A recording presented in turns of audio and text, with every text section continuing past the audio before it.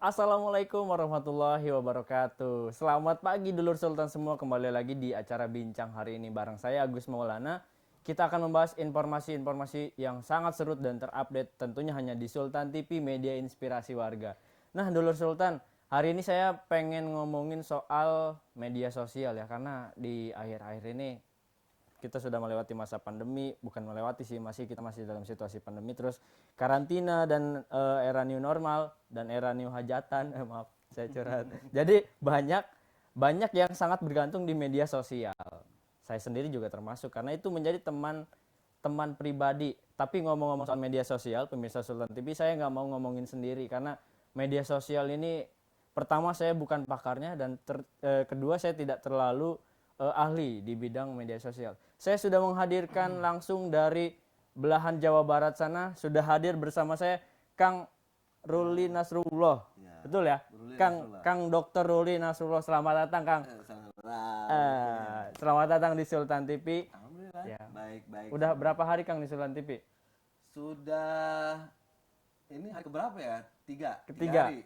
Jadi memang Kang Arul ya panggilnya. Kang Arul ini sudah beberapa hari di sini khusus untuk pengen tampil di sini. Emang waiting list ya, dari kemarin waiting list. Oh bukan. Guest house-nya gratis. Oh guest house-nya gratis. Guest house-nya gratis. Gitu. Iya. Jadi ini adalah pakar media sosial atau lebih sering disebut dengan konsulen digital mungkin ya. Ya, aktivitas saya selain jadi dosen, kemudian juga jadi konsultan digital untuk peran atau humas di bidang branding di media sosial. Nah, untuk tema kali ini Kang Arul kita akan membahas media sosial untuk pembelajaran sekolah. Ya. Sepakat ya? Sepakat. Nah, kita hari ini kita santai aja. Nanti di tengah obrolan kita minum-minum aja. Ya. Tolong tim kreatif datangkan gorengan. Kayaknya enak nih bisa goreng dengan orang Jawa Barat biasanya dengan gorengan kopi di pagi hari ini. Bala-bala. Bala betul. Kang Arul sekarang tadi dikatakan sibuk dengan dosen dan digital konsultan itu. Boleh diceritakan sekarang sibuk selain itu apa saja, mungkin menulis atau apa gitu?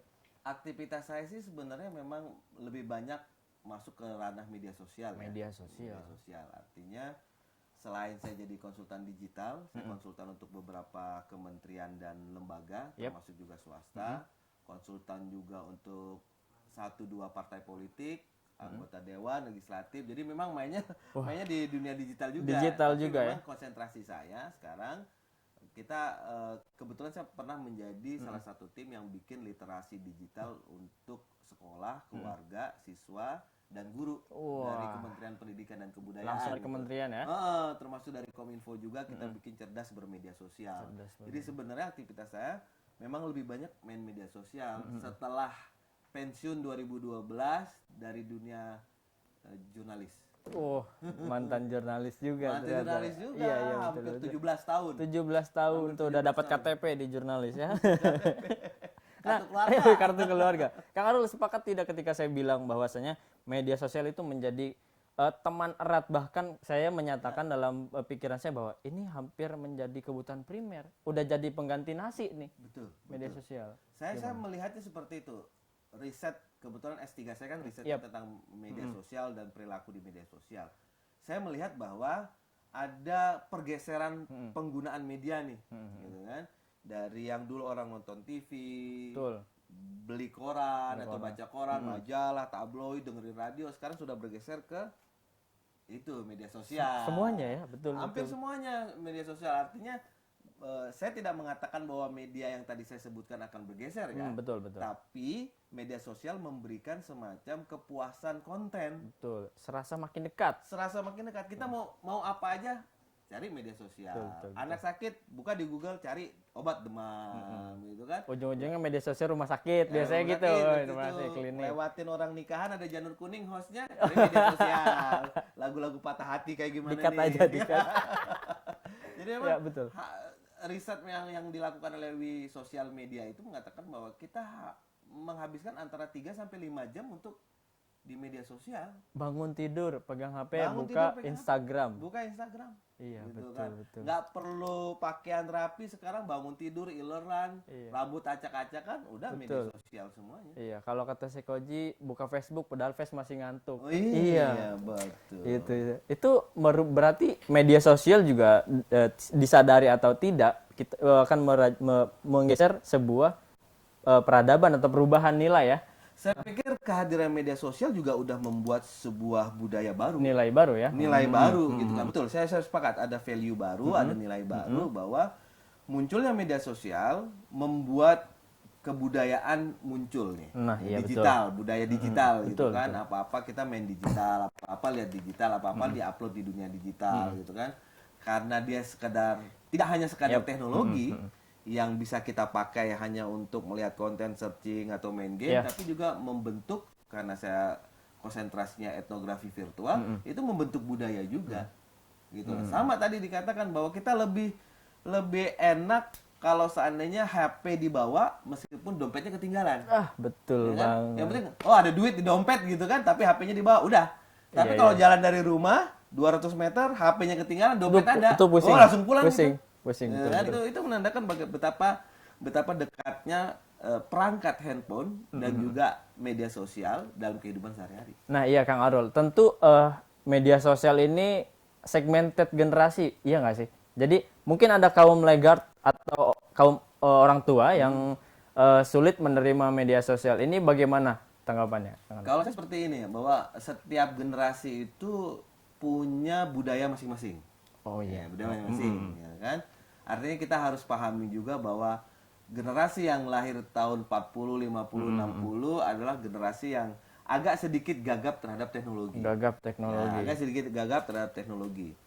Yang kedua, agak sedikit kurang terbiasa tuh melihat generasi saat ini, gitu kan? Ya, ya. Generasi Alpha saat ini, generasi X, Y yang pokoknya yang udah main media sosial tuh, karena ngelihatnya setiap hari kok main HP, gitu kan? Main HP. Main gitu. HP. Jadi, alah lo Tom tiap hari main HP mulu. Itu gitu. pengalaman saya Ya kan? pemirsa. Iya betul. Padahal memang generasinya seperti itu. Artinya generasinya memang orang yang bersentuhannya dengan handphone gitu kan. Dan cenderung kita mendekatinya hanya melihat di luarnya saja, di kulitnya.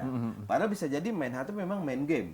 Ketika main game Mobile Legend kan, Mobile saya juga Legend. main Mobile Legend. Oh, pemain ya? Oh, pemain. Player. Apa Yang nih? Epic lewat.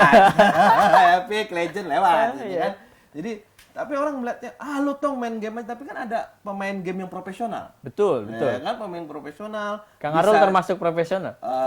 malam-malam sih. Ada profesional, kita bisa jual akun kita. Betul. Bisa juga jadi Diamond, bisnis diamond, ya. bisnis diamond, Skin dan Bisa lain-lain juga ya. Bisa jadi atlet e-sport, E-sport, gitu betul kan, sekali. yang sudah didukung oleh presiden.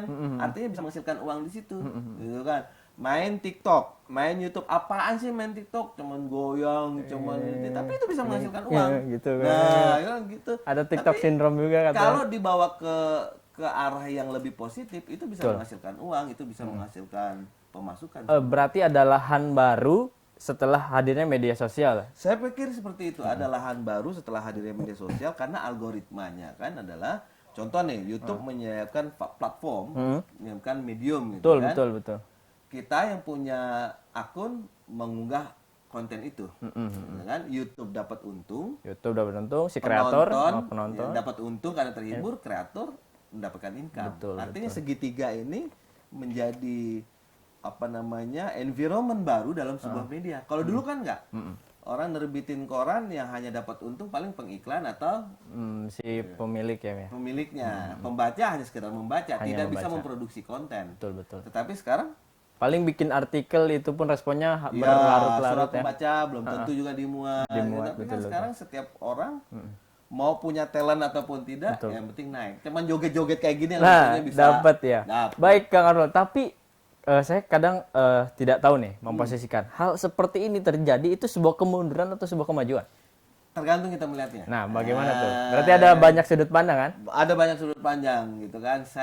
Saya mengalami sendiri nih gitu kan. Anak saya belajar baca, ya belajar baca itu lewat YouTube. Lewat YouTube. Lewat YouTube. Umuran berapa tahun?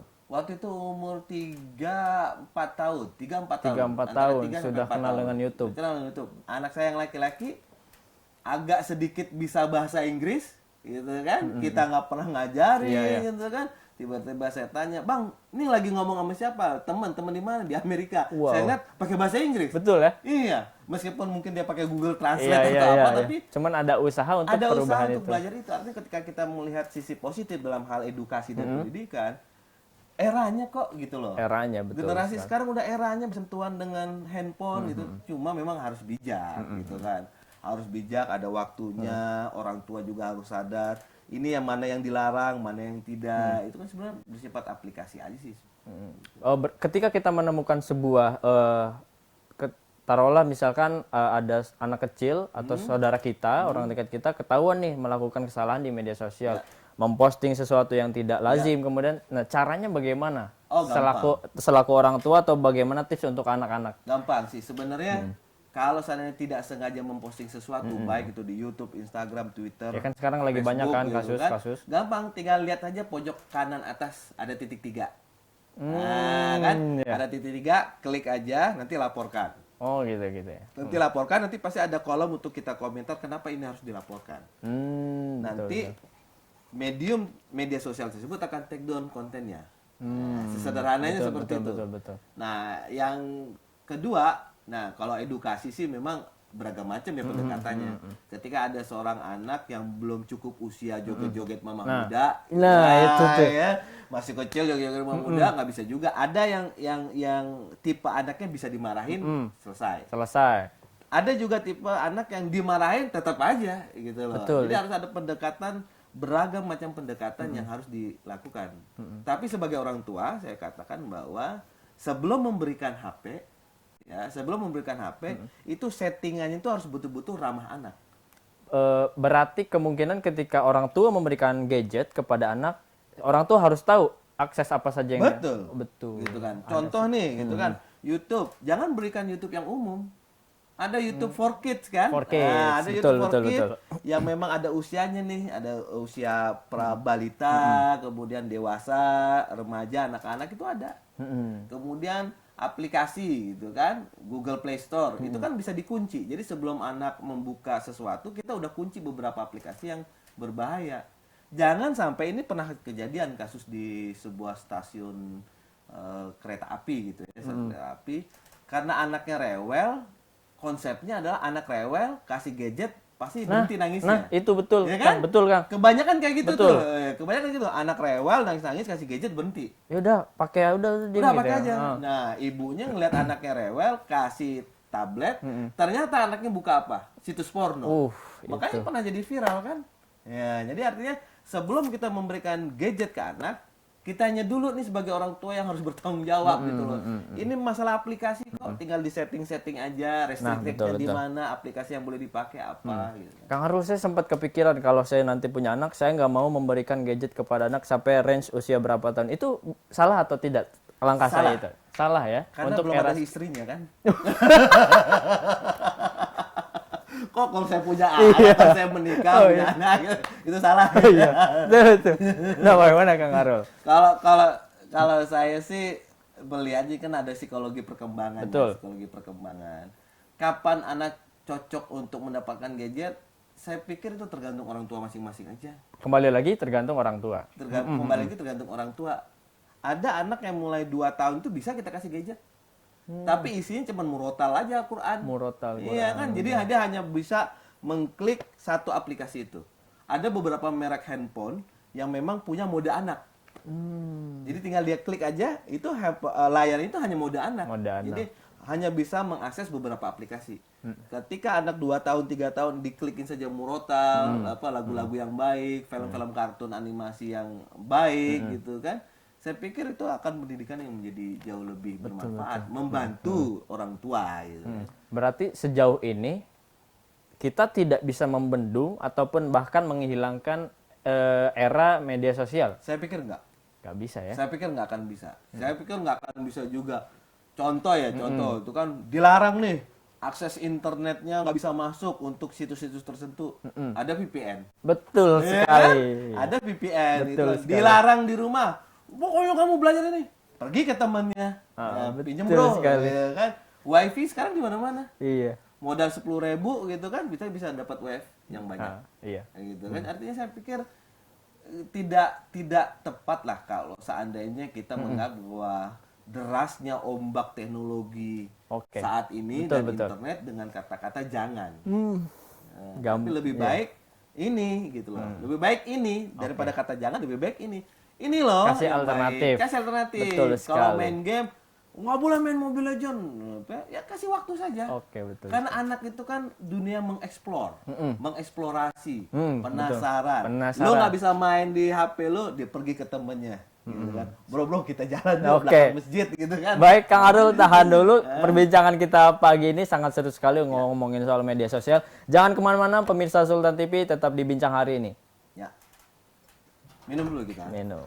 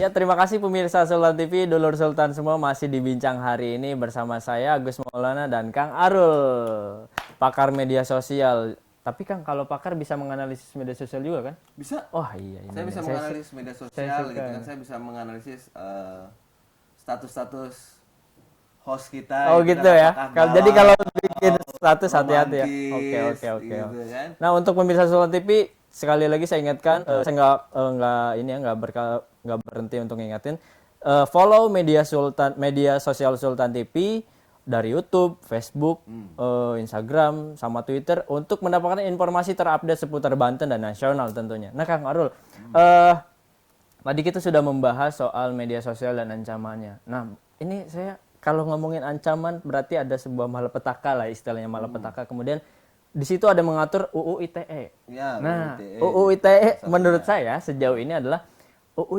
undang-undang yang sangat melar ya, atau karet. Betul atau tidak nih? Saya nggak bisa betul atau tidak. Iya, ya, iya. gitu kan. Karena perspektif orang berbeda, Iya, iya. terus juga pendekatannya berbeda. Tapi saya mencoba arah baru nih. Ya, mencoba Bagaimana arah baru? Bahwa daripada tidak ada, gitu kan, daripada Betul. tidak ada peraturan, Betul. regulasi yang mengatur, ya kita mulailah dari UU ITE. Sesederhana dari awal itu Ya, ya. sesederhana dari awal saja, gitu kan. Nah, ketika RUU ITE termasuk beberapa orang gitu kan mengatakan bahwa ini sangat melar, saya juga di beberapa forum mengatakan ini perlu lebih rigid lagi dijelaskan, gitu kan. Saya pikir itulah batu loncatan kita untuk memperbaikinya. Untuk terus mengupgrade Untuk ya. terus mengupgrade, Betul gitu kan. sekali. Jadi RUU ITE itu karena ini penting, situasinya sangat, bagi saya RUU ITE dan apapun rancangan undang-undang ataupun undang-undang peraturan yang akan dikeluarkan soal perilaku berinternet untuk netizen yang maha baik dan benar. Baik dan Ya, benar. netizen Betul. yang maha baik dan Ya. benar dengan segala komentarnya. Ya, betul. Itu adalah UU yang paling urgen bagi Betul, saya. betul. Karena itu terkait dengan ranah hukum, kan ada delik-delik di dalamnya. Sehingga perlu memang perbaikan dan kerja keras dari berbagai elemen untuk memperbaiki, gitu kan. Karena jangan sampai nggak sengaja nge-share aja kena di pengadilan. Betul. gitu kan. Karena kadang-kadang bermain media sosial ada banyak nggak sengaja. Betul. Lagi utang aja Waduh, bahaya banget sekarang lagi utang, jangan di media sosial. Jadi Jadi kita direkam terus kita nggak suka, kita ngelapor masuk penjara. Betul. Gitu. Jadi perlu inilah, perlu stadium lain meningkat stratanya gitu kan, kuadranya meningkat.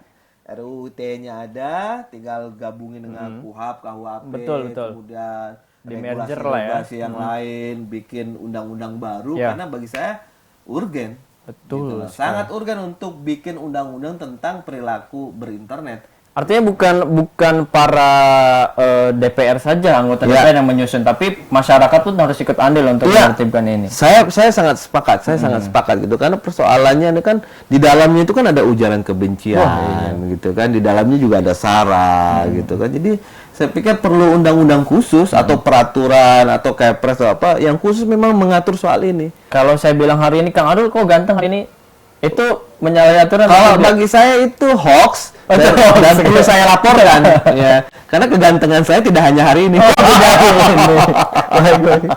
Ya. Tadi sudah ngobrol jauh soal media sosial, tapi kan saya tadi bilang nih Kang Arul ke pemirsa Sulan TV, Ya. Kang Arul nih pakar media sosial, takut dikira saya hoax nih.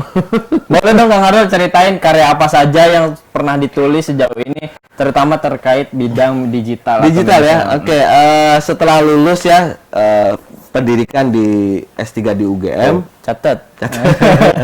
Saya mengeluarkan tahun 2012, Yep. malah sebelum lulus. Saya Masih mahasiswa tuh ya? Masih mahasiswa, masih unyu-unyu lah gitu kan, Unyu-unyu masih sekali. unyu lah gitu kan. Saya mengeluarkan buku tentang komunikasi antar budaya di era digital. Itu jauh sebelum ada era digital sudah Saya mengeluarkan. tahun 2012 sudah ngeluarin buku itu. Wah. Sebelumnya saya udah banyak nulis di koran, di media, opini tentang bagaimana budaya internet gitu kan. Saya melihat sih tahun 2006, 2007 saya mulai konsentrasi di internet. Gitu kan. Itu zaman masih warnet ya? Yang warnet. Warnet, gitu. saya Bahkan ingat saya banget. punya blog pertama sekali di Geocities. Blog di Geocities itu tahun 1998. Masya Allah. Ya kan? Belum lahir ya? Saya udah. Oh udah, gitu. Saya setahun setelah itu.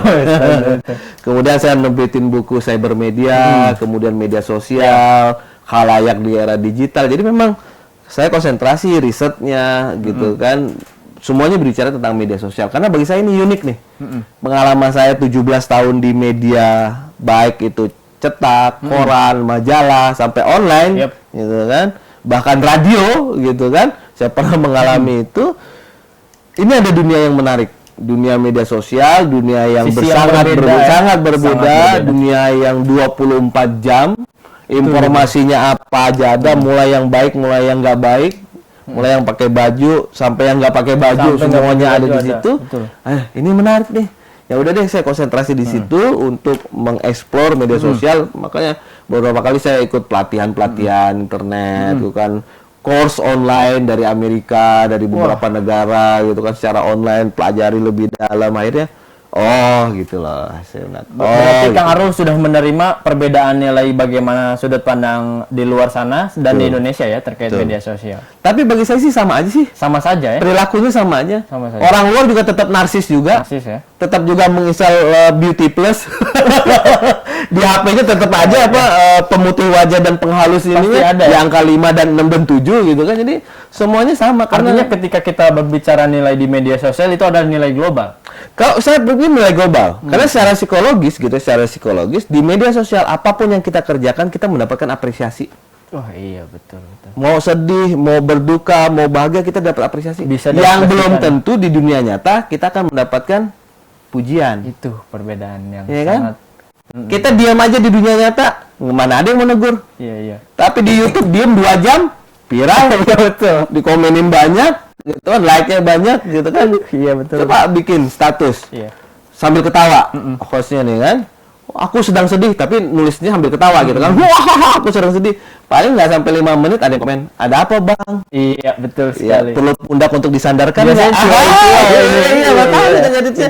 Apapun yang kita naikin di media sosial, pasti akan dapat like, pasti akan dapat komen. Artinya itu yang membentuk psikologis seseorang itu bahwa saya kok merasa dihargai ya di media sosial. Itu yang menyebabkan anak-anak kita itu kadang-kadang lebih enak main media sosial. Betul. Karena sering dapat like, sering dapat komen, sering dapat semangat kakak, keren gitu kan. Jadi Saya berpikir itu menjadi hal yang global, tidak hanya di Indonesia, di seluruh negeri pun, seluruh dunia pun seperti itu. Artinya ketika seorang anak katakanlah lebih cenderung hidupnya di media sosial, itu kelainan atau bukan?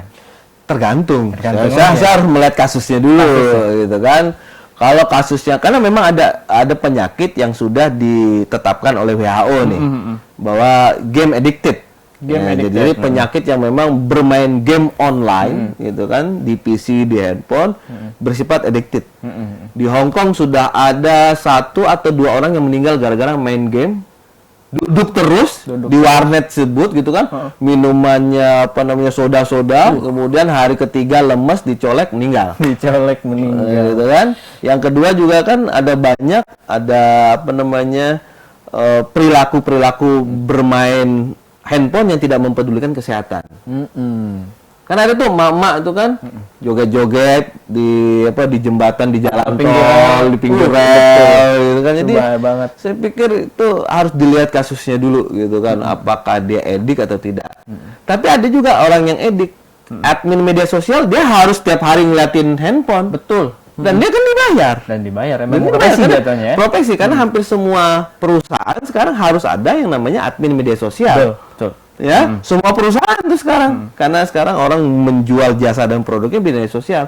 Jadi perlu memang pekerja media sosial dan duitnya lumayan gitu loh. Jadi saya pikir lebih bijak kalau seandainya kita melihat case-nya aja sih gitu kan. Melihat case-nya aja, jangan melihat anak kita, saudara kita, lingkungan kita pas lagi main HP. Tapi kita coba teliti dulu ke belakangnya. Bisa jadi dia sudah belajar 4 jam. Wah, iya benar. Ya kan? Bisa jadi anak kita, anak bapak ibu semuanya sudah belajar 4 jam, sudah baca buku. Dia perlu waktu untuk relax, ya kan? Refresh, ya udah main Free Fire deh. Main Free Fire. PUBG deh.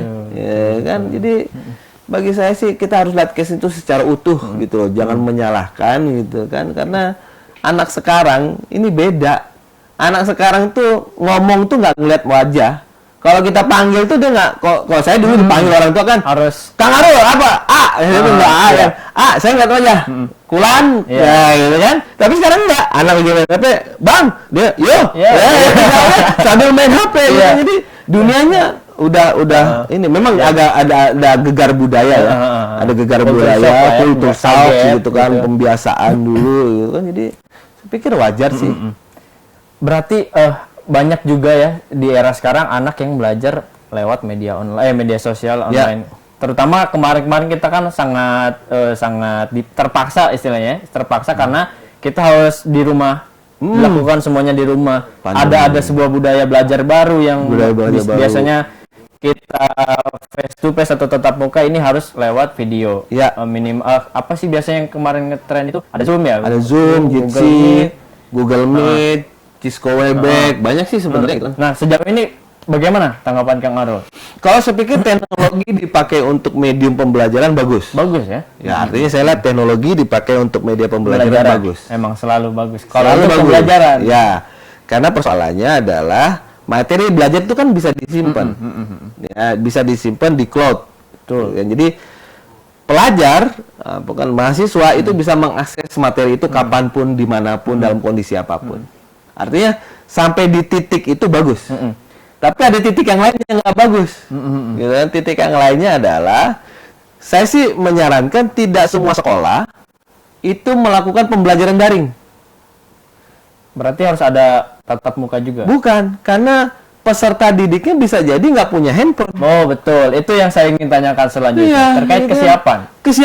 Bagi saya. Tidak semua peserta didik punya handphone, tidak semua peserta didik punya kuota. Sinyal apalagi? Pedesaan. Sinyal betul, apalagi saya melihat ada di daerah Sulawesi Selatan dan di Papua, ada teman ngasih kabar bahwa untuk belajar aja dia harus jalan. Naik gunung, Ini terus naik catatan untuk para pohon, provider gitu di kan. Indonesia nih. Ini keluhan ya?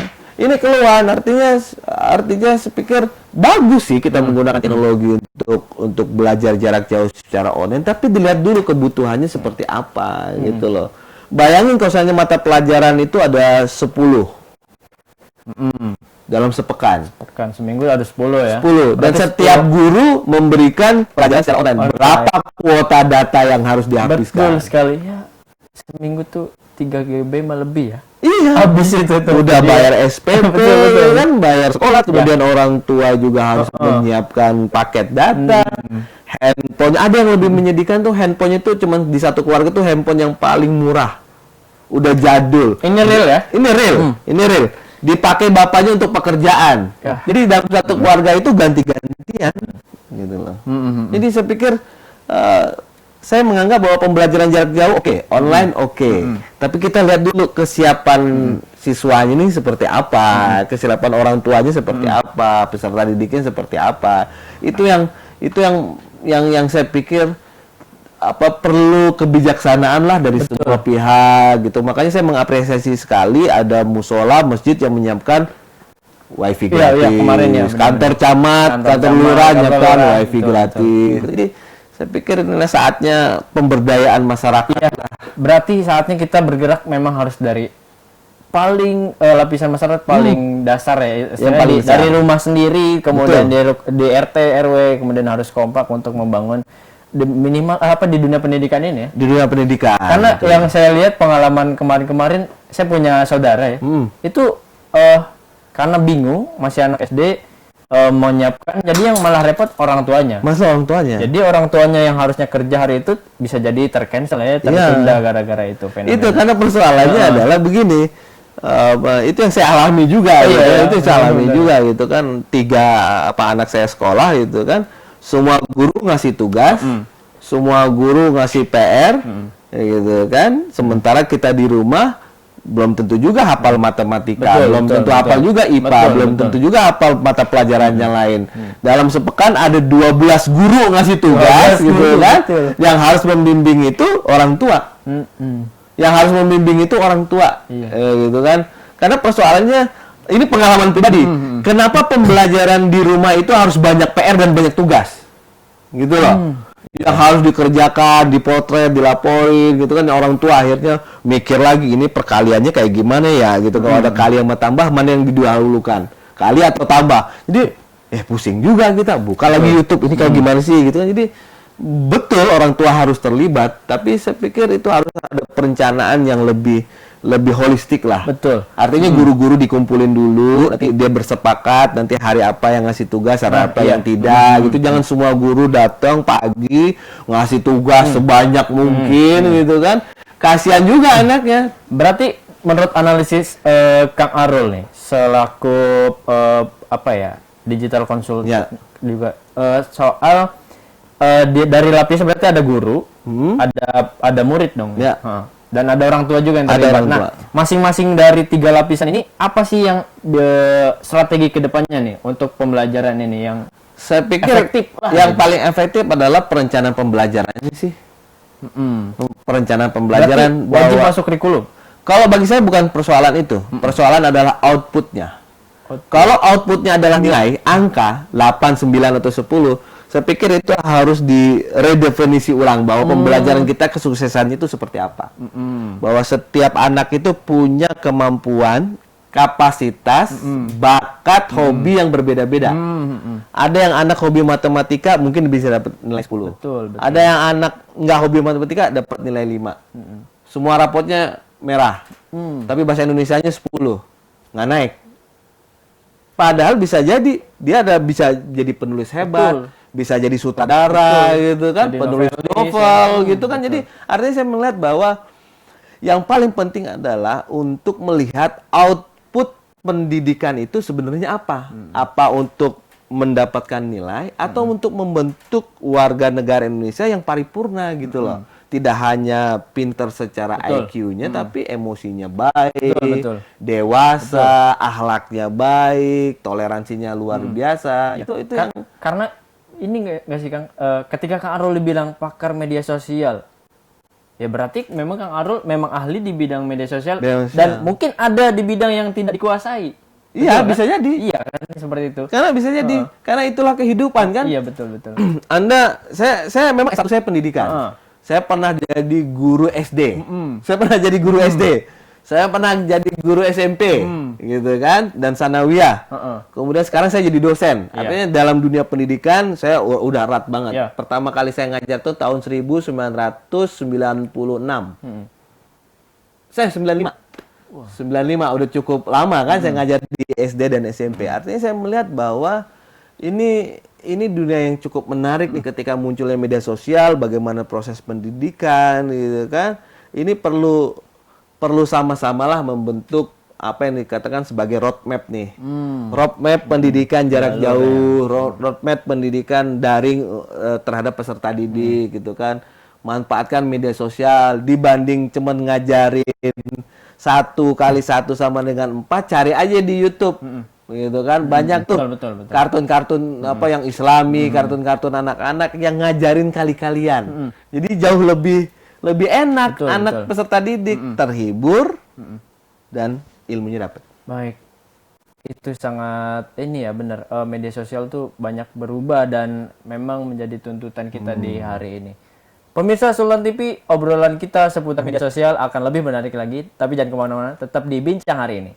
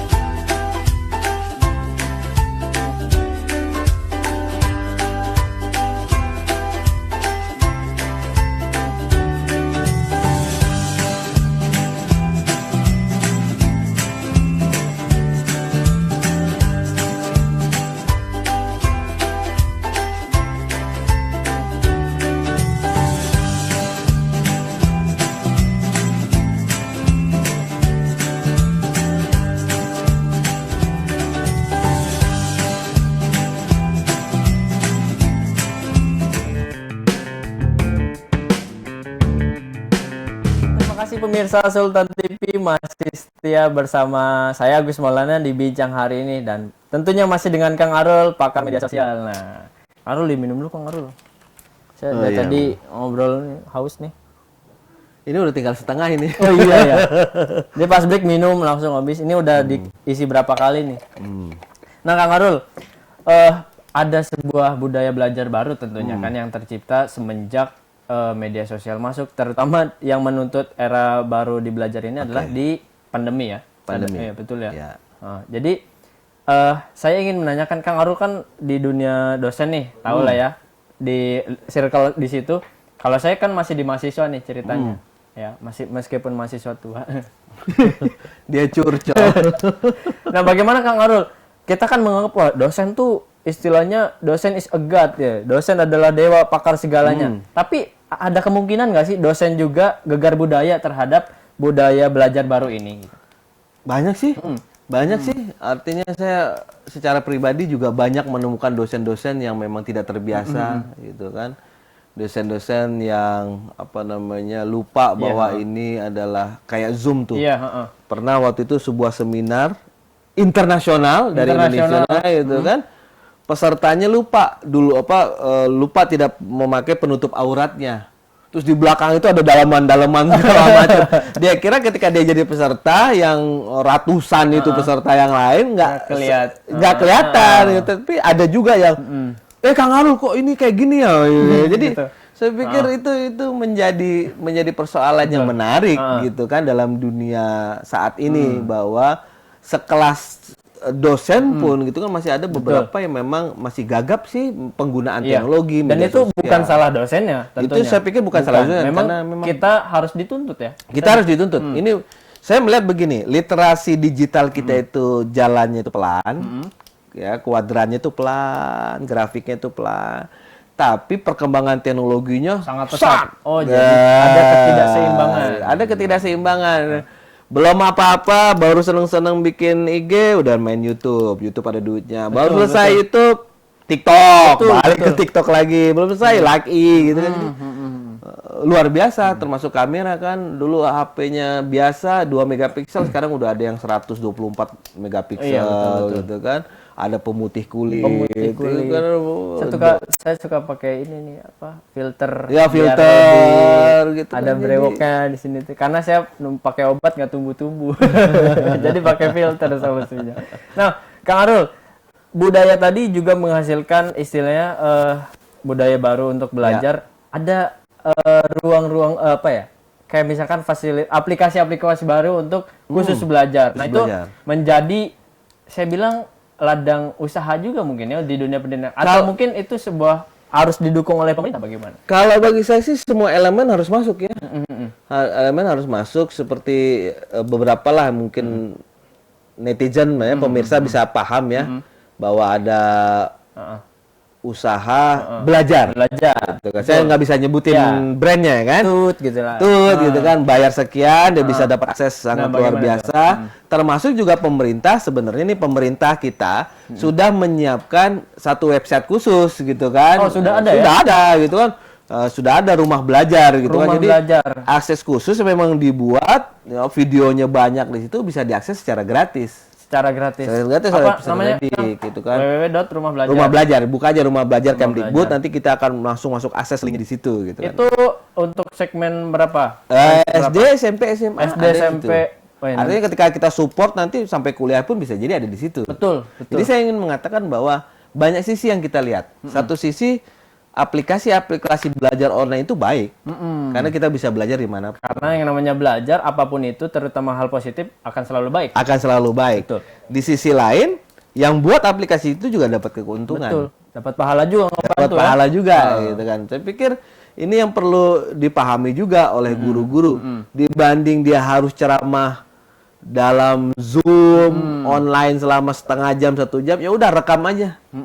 Rekam pakai HP-nya, naikin di YouTube. Nah, Ya, kalau saya kan? melihat ya, Kang, ini tuh ada teman saya bilang, oh kayaknya nih nanti ke depan dosen-dosen atau guru-guru juga kalau misalkan lagi males, kayaknya bakal pakai alternatif nih. Bakal alternatif. Berarti ada sebuah ini ya, sebuah ancaman kalau misalkan terjadi hal seperti itu. Apa Kalau itu sebuah peluang?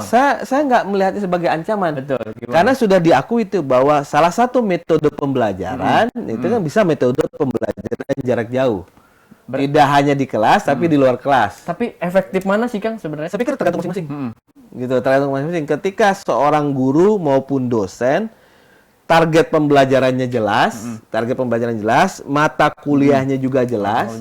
Dia create di media sosial ataupun contohlah di Google Meet yang bisa mengakses beberapa aplikasi dan sudah pasti itu cara belajarnya seperti apa, maka saya pikir akan jauh lebih efektif. Dan yang paling penting cara penyampaian Cara dari penyampaiannya. guru atau dosen tersebut. Kan ingat kan masih kuliah kan dulu? Iya. Dulu kuliah. Coba bayangin kuliah jam 1 siang. Betul. Waduh, Habis panas. makan, panas, gak ada AC, pasti maunya tunduh kan, tidur kan? Aduh, apalagi dosennya kalau yang ngomongnya pelan-pelan. Jadi mahasiswa, ya tidur kan? Bayangin kalau seandainya dosen dengan kemampuannya, meskipun nanti kita harus upgrade semuanya gitu kan. Dia bikin pembelajaran, naikin di online, semua kuis-kuisnya ada di situ. Mahasiswa bisa akses kapanpun. Sambil tidur di kasur jam 1 siang tetap belajar, jam durasi waktunya tetap dipakai, tapi dia bisa mengakses. Nah iya. Tapi ini ada pengalaman teman saya, Kang.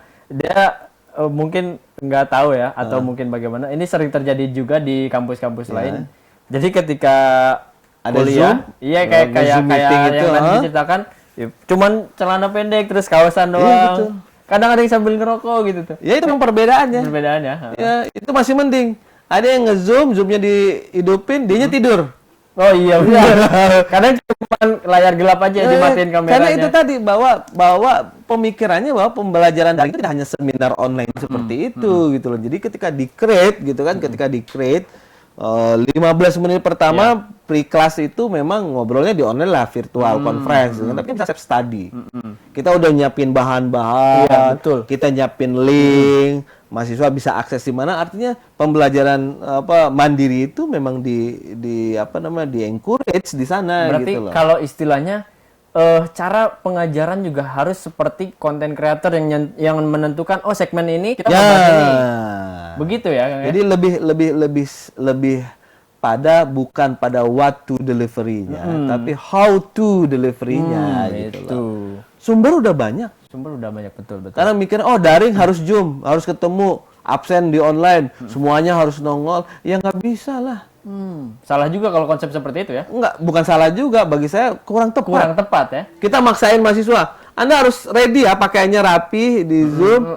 Karena bisa jadi ketika dia tidak di kelas, di rumah, mungkin orang tuanya manggil, nyuruh beli beras, iya. nyuruh beli bawang. Beli terasi Jadi ke warung, sambil ya. Zoom tuh bawa HP-nya. Karena kalau di rumah itu apapun bisa terjadi. Betul. Kalau di kelas kan kita bisa mengatur nih kan, ada area-area tertentu yang mereka nggak boleh keluar. Pokoknya selama pelajaran, Anda nggak boleh keluar kecuali ke toilet. Tapi kalau seandainya mahasiswanya di rumah, dosen nggak bisa memastikan mereka ada di rumah. Dosen tidak bisa memastikan mereka ready untuk kuliah. Jadi Kang Arul mungkin bisa sampaikan nih kepada dosen yang ada di Indonesia yang mungkin sedikit otoriter menerapkan, kamu kalau lagi nge-Zoom harus gini. Ada yang kayak gitu. Ada ya? Tapi- Saya ketemu ya. Artinya saya melihat begini loh. Persoalannya adalah memang ada beberapa segmen yang memang harus Zoom-nya itu bertemu dan bertemu di Zoom. Kayak ujian skripsi. Betul. Itu harus nongol gitu kan. Ujian skripsi harus nongol, Tapi kalau mata pelajaran yang lain gitu kan, ketika mata pelajarannya bisa tidak 1 jam 2 jam nge-Zoom, ya bikinlah pakai Google Meet, gitu kan. Iya. Pakai Google Classroom, Betul. naikin materi-materinya di situ, mahasiswa bisa mengunduh kapanpun, bisa belajar hari apapun, kemudian dikasih tugas, nanti durasinya sampai kapan. Iya, betul. Jadi mereka belajar dengan senang, resikonya kalau tugas nggak diselesaikan, nilainya kecil. Jadi tanggung jawabnya Betul. juga dipaksain. Gitu. Kang, tapi kalau kita ngomongin soal pemahaman media sosial, taruhlah kita ngomong circle di tatanan di kota atau kabupaten, pusat kota ya, yang strategis, itu kayaknya gampang nih kalau ngomongin pemahaman media sosial. Tapi kalau untuk pelosok nih Kang, gimana nih Kang? Kang dari Cimahi juga mungkin ada tuh pengalaman-pengalaman dari warga sekitar. Banyak gitu kan. Di kota besar Jakarta, saya kan tinggal di Jakarta nih. Di kota besar Jakarta ada daerah-daerah yang sinyalnya susah. Itu Jakarta ya? Di Jakarta yang sinyalnya betul. susah gitu loh. Yang sinyalnya susah gitu kan. Jadi saya ingin mengatakan begini gitu loh. Bahwa konsep media online untuk pembelajaran itu bukan sekadar konsep seminar online. Pakai Zoom, Jitsi, Cisco itu tidak sekadar virtual conference semuanya hadir nongol seperti itu. Ada banyak aplikasi, ada banyak medium, bahkan media sosial itu bisa dimanfaatkan untuk media sosial. Gitu loh, untuk memanfaatkan media sosial gitu kan. Dan efeknya akan menjadi jauh lebih bagus. Iya. Contoh seandainya saya mengajarkan dasar-dasar jurnalistik. Dasar jurnalistik. Ya kan? Kemudian ada mata kuliahnya investigasi. Ya sudah saya suruh aja mahasiswanya, kamu investigasi gitu kan, makanan di kaki 5 yang menurutmu enak banget. Itu lewat grup WhatsApp bisa. Ya bisa grup WhatsApp atau di Google Classroom saya kasih assignment gitu kan. Bikinin videonya, naikin di YouTube masing-masing. Artinya peserta didik juga bikin konten, naikin ke YouTube-nya, yang bacanya banyak, subscribernya banyak, jadi dia dapat duit juga. Iya. Gitu loh. Jadi bikin pembelajaran memang harus cukup berhati-hati. Memang ada yang khusus gitulah bisa pakai conference online, tapi ada juga yang memang harus diperhatikan bahwa tidak semuanya harus pakai conference online karena mahal. Betul sih. Serius gitu loh. Zoom gratis itu 40 menit. Iya. Nah, ya kan? Zoom gratis 40 menit, tiba-tiba di pedalaman di Papua, Kalimantan harus pakai Zoom 40 menit habis. Sedangkan kita belajar 40 menit istilahnya dapat apa gitu kan? Iya, sinyalnya belum tentu lancar. Makanya kalau seandainya memakai media sosial, guru udah tinggal duduk, setting kameranya sesuai dengan kualitas terendah saja. Yang penting kan materi sampai, udah dia rekam video, naikin di YouTube. Artinya jadi tinggal notice dibanding aja, conference langsung, ya untuk yang di daerah, dibanding conference langsung bisa jadi di tengah perjalanan sinyal hilang. Betul. Suara nggak masuk.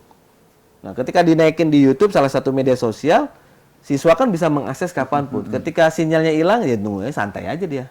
Karena materinya nggak akan ketinggalan. Kalau Kang Arul sendiri bagaimana biasanya? Kalau saya sudah menerapkan ini hampir 5 tahun. Saya jauh sudah jauh sebelum heboh-heboh Tren pandemi ini gitu kan. Selain karena saya suka traveling dan ke luar kota juga gitu kan. Saya sudah menerapkan Google Classroom itu sudah 5 tahun yang lalu. 2012, sudah lama, sudah 8 tahun lebih. Sudah 8 tahun lebih. Berarti artinya mahasiswa atau siswa yang diajar oleh Kang Arul sudah terbiasa dengan Sudah gaya terbiasa. mengajar, Pokoknya kalau di kelas saya ada beberapa pertemuan saya udah pakai Google Classroom. Ini tugasnya, ini modul yang saya buat, ini videonya seperti ini. Memang di awal-awal susah. Harus bikin modul, bikin video, tapi ketika sudah dapat, ya udah saya naikin di situ. Mereka bisa belajar mandiri, bukunya sudah ada. Kebetulan saya penulis bukunya gitu kan. Mereka udah tinggal baca di sini. Kalau ada apa-apa tinggal nanya lewat WA. Bagi saya pembelajaran adalah 24 jam. 24 jam. Bagi saya pembelajaran 24 jam. Ini emang Kang Arul semalam juga begadang ya? Iya betul. Jadi ketika subuh-subuh ada yang nanya gitu kan, kecuali masalah bayar SPP dan keuangan gitu kan. Silakan aja, bagi saya tinggal tanya aja, nanti kita ngobrol gitu kan. Tapi materi semuanya di situ. Nah, bagaimana Kang Arul jika ada pemirsa Sultan TV yang ingin kepo terus konsultasi terkait digital dengan Kang Arul? Boleh media aja. sosialnya di mana? Semua media sosial saya baik website segala macam itu Kang Arul. Kang Arul. Cari aja Kang Arul udah. Arul. Aktif di IG juga berarti? Semuanya. Oh banyak, IG-nya juga banyak. Sekarang lagi ngembangin Dosen Galau TV. Dosen Galau TV. IG Dosen Galau TV, YouTube-nya Dosen Galau TV. Gitu. Tapi kalau yang lain Kang Arul semua. Jadi udah follow aja, nanti kita DM bisa ngobrol gitu kan. Mau mabar, oke, gitu kan. Gift Mabar, skin oke, ya. gitu. Kamu Miss Queen langsung minta gift skin kan? Iya. Tapi no bacot. Kang, ini kalau untuk pembicaraan era belajar baru ya, berarti berkaitan dong dengan Kemendikbud. Ya. Bagaimana? Salah sudah satunya ada Kemendikbud, tahap gitu. di mana untuk di Kemendikbud? Saya pikir saya tidak berhak menjawab ini sebenarnya karena saya bukan orang Kemdikbud, tapi saya yakin ketika saya masuk ke dalam tim literasi digital beberapa tahun yang lalu gitu kan sebagai salah satu timnya untuk menyusun roadmap literasi digital. Saya pikir itu udah langkah terbaik yang dilakukan oleh pemerintah untuk mendekati masalah yang terbesar kita apa sih di bidang media sosial. Nah, iya. Masalah terbesar kita adalah hoax, misinformasi gitu kan, intoleransi gitu kan, penistaan agama gitu kan. Nah, masalah terbesar apa? Oh, dilihatnya adalah literasi digital. Ini penting untuk guru, sekolah, murid dan orang tua. Artinya itu sudah dibuat tuh. Artinya sudah jauh-jauh hari. Sudah pemerintah sudah menyiapkan itu, sudah menyiapkan panduannya seperti apa. Cuma kan memang kembalinya ke masyarakat lagi gitu kan. Buat pemirsa jangan seuzon terus ya. Jangan seuzon terus, sudah ada ya kan, dan aplikasinya sudah dibuat, kemudian studionya sudah ada, kayak rumah belajar itu studionya sudah ada, regulasinya juga sudah dibuat gitu kan. Karena ketika kita bicara tentang pemerintah kan harus berbicara regulasi. Betul. Kan nggak boleh pemerintah main udah bikin aja, nggak bisa, nggak boleh. Ada regulasinya. Artinya saya ingin mengatakan bahwa ayo sama-sama kita bantu pemerintah, kita bantu guru dan dosen untuk mengembangkan pola pembelajaran yang seperti apa. Saya pikir orang tua murid, orang tua mahasiswa jangan malu kalau dia paham, punya kemampuan, ahli IT. Ya udah bilang ke gurunya, "Bu, Pak, saya ahli IT nih," gitu kan. Saya lulusan S3 dari University Alam Barzah gitu kan, gitu kan. Jadi saya ingin bantu nih bikin website yang ketika nonton gitu kan, paket datanya cuman dikit aja. Iya, Nah, jadi betul. apa yang bisa kita lakukan ya kita bantu gitu loh. Nah, berarti Kang menurut Kang Arul nih yang harus diperbaiki di sistem ini, langkah awalnya apa? Apa dulu nih? Di masyarakatnya atau di pemerintahnya? Kalau bagi saya apapun yang terjadi saat ini, apapun yang terjadi di mana orang tua protes bahwa dia harus ngajarin anaknya semua mata pelajaran, guru juga yang sangat terbatas paket data dan HP-nya di daerah, murid juga yang kelelahan karena setiap hari mengerjakan tugas, termasuk juga sinyal yang empot-empotan, Betul kadang sekali, ada, itu kadang paling enggak gitu kan. Itu AFK tuh ya kalau Oh, tempo-tempo ayat gitu nanti. Wah, pokoknya saya pikir yang perlu kita benahi adalah yuk sama-sama gitu kan. Yuk sama-sama gitu kan kita rumuskan lah gitu loh. Kita rumuskan bagaimana sih pembelajaran menggunakan media sosial gitu loh. Ya, artinya tidak sekadar nge-zoom saja. bukan sekedar ngejum. Ya tidak sekedar WA terus konferen ngomong semuanya gitu kan. Banyak sumber di media sosial. Ya. Masing-masing lebih baik daripada mencaci kebijakan, cari solusi. Daripada mencaci mending mencari ya. Iya, lebih baik mencari gitu kan. Ini kita paham bahwa orang tua kelelahan. Tapi daripada mencaci, udah datengin aja sekolahnya kan WA gurunya ada. Bu, sebaiknya begini, kami orang tua kelelahan kan ada komite sekolah, gitu kan. Yuk kita sama-sama ngobrolin, gitu kan, ke anak seperti apa, gitu. Jadi saya pikir itu langkah yang paling bijak lah. Artinya apa yang harus kita rubah dari sistem ini? Kita terlibat. Iya. Itu aja. Satu kata, kita terlibat, gitu aja. Dan artinya kita juga harus siap dengan perubahan-perubahan digital Harus siap. ke depannya. Harus siap. Karena memang nggak kerasa Kang ya. Perubahan digital tuh hari ini A, kemungkinan besok sudah Z. Oh iya, saya sudah menemukan sebuah produk di Amerika, semuanya di kacamata. Oh.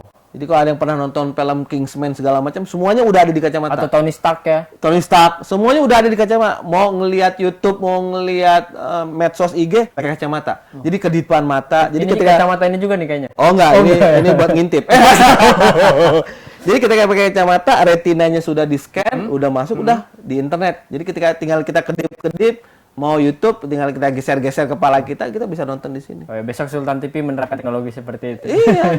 Sudah ada teknologi apa namanya, kulkas yang ngasih tahu kalau ada yang kadaluarsa, alat masak yang bisa masak sendiri dari jauh, lampu bisa kita matiin dari rumah. Itu tinggal Gitu kan? mati Iya. langsung. Iya. Kang, terima kasih nih kita Thank sudah you. 1 jam Thank you. ngobrolin soal media sosial. Yang baiknya boleh dicatat, yang nggak baiknya kayaknya nggak ada, baik semua kita udah hari ini. Nah Kang, terakhir nih Kang, tips untuk tetap bisa bersaing di era seperti ini, di era digital, untuk baik anak muda, generasi yang lainnya, bagaimana Kang? Silahkan disampaikan. Yang paling penting adalah berpikir positif. Berpikir positif. Berpikir positif, apapun yang terjadi di media sosial, apapun yang terjadi, pikir positif dulu. Selalu ada jalan keluar. Nah, selalu ada jalan keluar. Itu aja sih. Berpikir positif ya. Yang penting Berpikir positif gitu. Jadi belum apa-apa, jangan ya. jangan ngeluh dulu.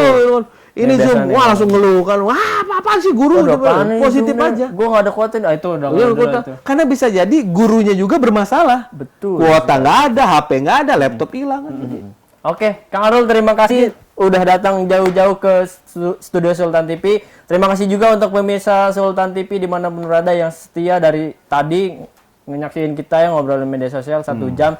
Jangan lupa saksikan terus Bincang Hari ini untuk informasi terupdate dan seputar Indonesia dan Banten tentunya. Terima kasih, sampai jumpa.